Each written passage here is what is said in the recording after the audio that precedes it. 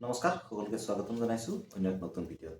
তো এই ভিডিঅ'টো সেইসমূহ ছাত্ৰীৰ কাৰণে যিসমূহে নিযুত মইনা আঁচনিৰ কাৰণে ৱেইট কৰি আছে বা এইবাৰ ইউজিত এডমিশ্যন লৈছে বা হায়াৰ ছেকেণ্ডেৰীত এডমিশ্যন লৈছে বা পিজিত এডমিশ্যন লৈছে বা বিএডত এডমিশ্যন লৈছে। তো নিযুত মইনা আঁচনিক লৈ কেইটামান কথা এই ভিডিঅ'ত তোমালোকৰ লগত ডিছকাছ কৰিম। বহুত কমেণ্ট পাইছোঁ নিযুত মইনা আঁচনিক লৈ আৰু বহুতে বহুত কথা সুধিছে বা বহুত কুৱেশ্যন সুধিছে নিযুত মইনা আঁচনিক লৈ কেতিয়া আহিব বা কি কৰিব। মই এই ভিডিঅ'ত কেইটামান কুৱেশ্যন কভাৰ কৰিম যিকেইটা তোমালোকক প্ৰথমতে কৈ দিছোঁ যে কি কুৱেশ্যন কভাৰ কৰিম।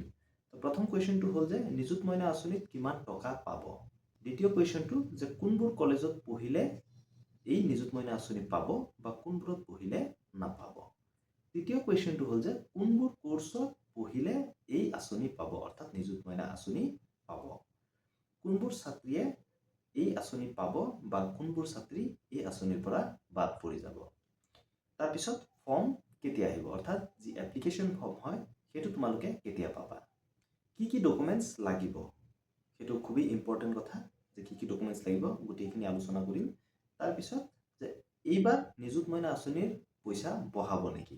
তো এই গোটেইকেইটা কুৱেশ্যন মোৰ ৰিচেণ্ট যি ইউটিউব ভিডিঅ' আছে সেইসমূহত সোধা গৈছে, সেয়েহে এই কুৱেশ্যনসমূহ মই লিখি লৈছোঁ আৰু এই কুৱেশ্যনসমূহৰ এনচাৰ দিবলৈ এই ভিডিঅ'টো লৈ আহিছোঁ। ভিডিঅ'টো যদি ভাল লাগে প্লিজ লাইক এটা কৰি দিবা, চেনেলত নতুন হ'লে ছাবস্ক্ৰাইব কৰি দিবা, লগতে বেল আইকনো দবাই দিবা আৰু তোমালোকৰ যি বন্ধু বান্ধৱী আছে সকলোৰ লগত শ্বেয়াৰ কৰি দিবা। আৰু আমাৰ ইনষ্টাগ্ৰাম পেজটো তোমালোকে ফ'ল' কৰিব নাপাহৰিবা, কাৰণ তাত মই শ্বৰ্ট আপডেটবিলাক দি থাকোঁ। যেতিয়াই কিবা নতুন আপডেট আহে সেই ইনষ্টাগ্ৰাম পেজটোত আমি শ্বৰ্ট হিচাপে তোমালোকক জনাই দিওঁ। তো প্ৰথম কুৱেশ্যনটোলৈ আগবাঢ়োঁ যে নিযুত মইনা আঁচনিত কিমান টকা পাব। তো চবৰ কাৰণে বেলেগ বেলেগ হয়। নিযুত মইনা আঁচনিৰ যিসমূহ ছাত্ৰীয়ে হায়াৰ ছেকেণ্ডেৰীত পঢ়ি আছে সিহঁতে 1000কৈ টকা পাব প্ৰতিমাহে। যিসমূহে ইউজি কোৰ্চ কৰি আছে অৰ্থাৎ BA, BSc, BCom, BVoc বা BBA বা BCA এনেকুৱা কোৰ্চসমূহ কৰি আছে সিহঁতে পাব 1250 টকাকৈ। আৰু যিসমূহে PG কৰি আছে অৰ্থাৎ মাষ্টাৰ ডিগ্ৰী কৰি আছে যেনে MSc, MA, MCom এনেকুৱা যদি কৰি আছে সিহঁতে পাব 2500 টকাকৈ। আৰু লগতে যিসমূহ ছাত্ৰীয়ে BEd কৰি আছে সিহঁতেও কিন্তু 2500 টকাকৈ প্ৰতিমাহে পাব। তো এতিয়া দ্বিতীয় কুৱেশ্যনটোলৈ আগবাঢ়োঁ যে কোনবোৰ কলেজত পঢ়িলে এই নিযুত মইনা আঁচনি পাব আৰু কোনবোৰত পঢ়িলে নাপাব।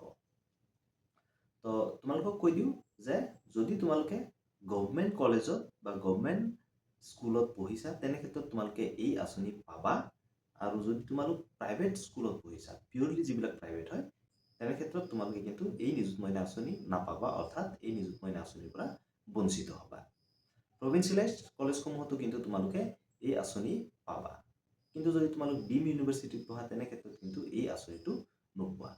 তো তৃতীয় কুৱেশ্যনটোলৈ আগবাঢ়োঁ যে কোনবোৰ কোৰ্চ পঢ়িলে তোমালোকে এই আঁচনি পাবা। তো তোমালোকক অলৰেডি কৈ দিলোঁ যে তোমালোকে যদি UG বা PG কৰি আছা বা হায়াৰ ছেকেণ্ডেৰী কৰি আছা আৰু লগতে যদি BEd কৰি আছা তেনে ক্ষেত্ৰত তোমালোকে এই আঁচনি পাবা। আৰু নেক্সট কুৱেশ্যনটোলৈ আগবাঢ়োঁ যে কোনবোৰ ছাত্ৰীয়ে এই আঁচনি পাব আৰু কোনবোৰ ছাত্ৰীয়ে এই আঁচনিৰ পৰা বাদ পৰি যাব। প্ৰথমতে তোমালোকক কৈ দিওঁ যে কোনবোৰ ছাত্ৰী বাদ পৰি যাব। যিসমূহ ছাত্ৰী স্কুটি পাইছে বা যদি MLA বা MPৰ ঘৰৰ হয় তেনে ক্ষেত্ৰত তোমালোকে এই আঁচনিটো নোপোৱা আৰু বাকী সকলোৱে পাব।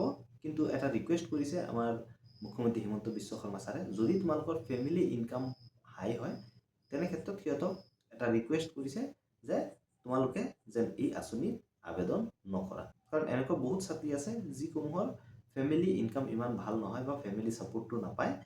সেয়েহে যদি তোমালোকৰ ইনকাম হাই আছে তেনে ক্ষেত্ৰত তোমালোকে এই আঁচনিৰ কাৰণে আবেদন নকৰিবা, কাৰণ সেইটো মোৰ ফালৰ পৰাও এটা তোমালোকক ৰিকুৱেষ্ট থাকিল যে যদি তোমালোকৰ ফেমিলি ইনকাম হাই আছে তেনে ক্ষেত্ৰত তোমালোকে এই আঁচনিৰ কাৰণে আবেদন নকৰিবা। যিসমূহ ছাত্ৰীৰ সঁচাই এই আঁচনিৰ প্ৰয়োজন হয় সিহঁতে যেন এই আঁচনিটো লাভ কৰে। তাৰ বাহিৰে সকলো ছাত্ৰীয়ে এই আঁচনি পাব। যদি তোমালোকে স্কুটি পাইছা তেনে ক্ষেত্ৰত তোমালোকে নোপোৱা, বা যদি তোমালোকৰ ঘৰত MLA বা MP আছে তেনে ক্ষেত্ৰতো তোমালোকে এই আঁচনি নোপোৱা। আৰু যদি তোমালোকৰ ইনকাম বেছি আছে তেনে ক্ষেত্ৰত মুখ্যমন্ত্ৰী ছাৰে নিজেই ৰিকুৱেষ্ট কৰি কৈছে যে তোমালোকে আবেদন নকৰিবা, বা মোৰ ফালৰ পৰাও তোমালোকক এটা ৰিকুৱেষ্ট থাকিল। নেক্সট কুৱেশ্যনটো হ'ল যে ফৰ্ম কেতিয়া আহিব বা ফৰ্ম তোমালোকে কেতিয়া পাবা। তো এতিয়া তোমালোকক কৈ দিওঁ যে আমাৰ মুখ্যমন্ত্ৰী হিমন্ত বিশ্ব শৰ্মা ছাৰে ৰিচেণ্টলি ঘোষণা কৰিছে যে আগষ্টৰ প্ৰথমৰ পৰাই তোমালোকক এই আঁচনি দিয়া হ'ব।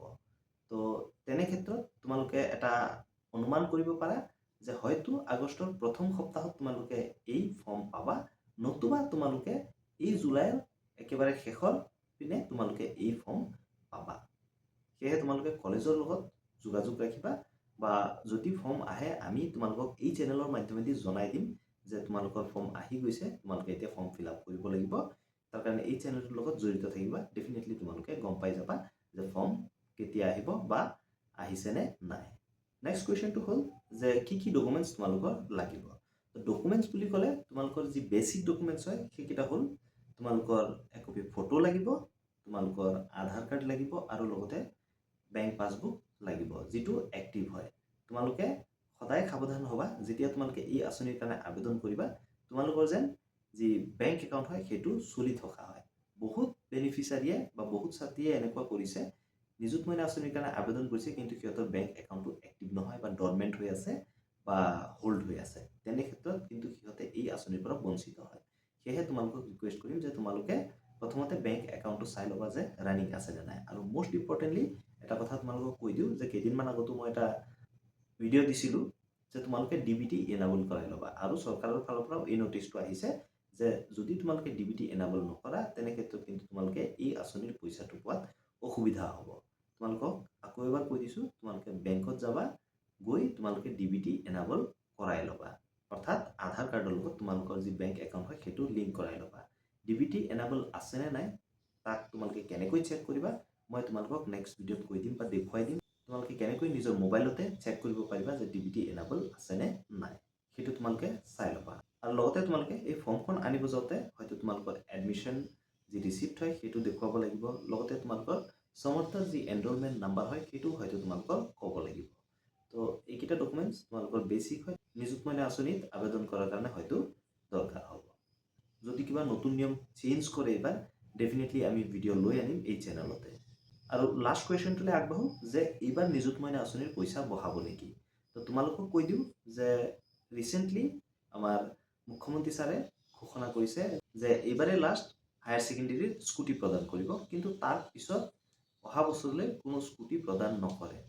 তেনে ক্ষেত্ৰত ছাৰে আৰু এটা কথাও ঘোষণা কৰিছে যে সেই পইচা হয়তো নিযুত মইনা আঁচনিত বঢ়াই দিব পাৰে। এতিয়ালৈকে সেইটো ফিক্স হোৱা নাই। যদি কিবা আপডেট আহে বা যদি নিযুত মইনা আঁচনিৰ ধন বঢ়াই দিয়ে আমি তোমালোকক ভিডিঅ'ৰ মাধ্যমেদি জনাই দিম। আশা কৰোঁ ভিডিঅ'টো ইনফৰ্মেটিভ লাগিল। যদি ভাল লাগিল প্লিজ লাইক এটা কৰি দিবা, চেনেলত নতুন হ'লে ছাবস্ক্ৰাইব কৰি দিবা, লগতে বেল আইকনো দবাই দিবা। ধন্যবাদ। জয় অসম।